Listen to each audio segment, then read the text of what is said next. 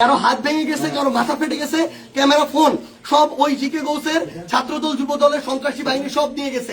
এবং আমাদের একজন ভাইয়ের চোখে রড দিয়ে যখন গুতা মারছে, তার চোখ বের হয়ে আসার মতো অবস্থা, আরেকজনের মুখে রড দিয়ে বাড়ি মারছে। এই ভাইদেরকে এবং উনি আমার জেলা সেক্রেটারি এনসিপির, উনি একজন ভাইকে বাঁচাইতে গিয়ে রড দিয়ে উনার এই কনুই ভেঙে শেষ করে দেওয়া হয়েছে। আপনারা একটু কাছে নিয়ে আসেন, আপনারা যদি দেখেন যে এখানে উনার হাতটার কি অবস্থা হয়েছে, এই জায়গায় মানে এটা ধরার মতো কোনো অবস্থা নেই। এখানে মাথায় এই যে রড দিয়ে প্রত্যেকটা জায়গায় বাড়ি মারছে।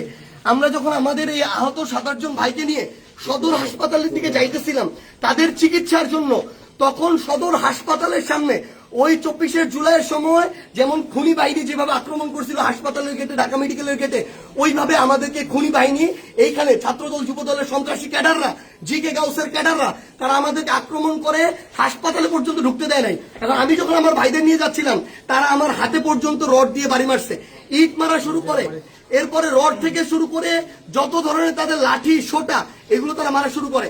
এবং ওইখানে আমাদের ছাত্র শক্তি, যুব শক্তির, এনসিপির অনেক ভাইকে তারা ওইখানে মানে ওই সবার সামনে ওইখানে পিটায়। এবং আমরা এখানে পুলিশ দেখলাম, আমাদের সামনে থাকা তো দূরের কথা, আমাদের সাথে থাকা তো দূরের কথা, এত বড় হামলার পরে তারা পিছনে দাঁড়ায় দাঁড়ায় নাটক দেখতেছে। এই ছিল অবস্থা। এই যদি হয় বাংলাদেশের অবস্থা, তাহলে তারেক রহমানকে জবাব দিতে হবে।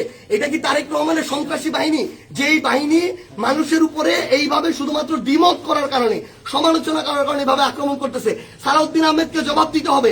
তারা কি এই জিকে গাউসদেরকে এই সন্ত্রাসী কার্যক্রমের টিকাদারি দিয়ে রাখছে কিনা, এর বিচার না হওয়া পর্যন্ত আমরা হবিগঞ্জে আছি। যদি পারে আমাদেরকে মেরে ফেলবে, এখান থেকে প্রয়োজনে আমাদের লাশ যাবে, কিন্তু এর বিচার, এর জবাব তারেক রহমানকে দিতে হবে।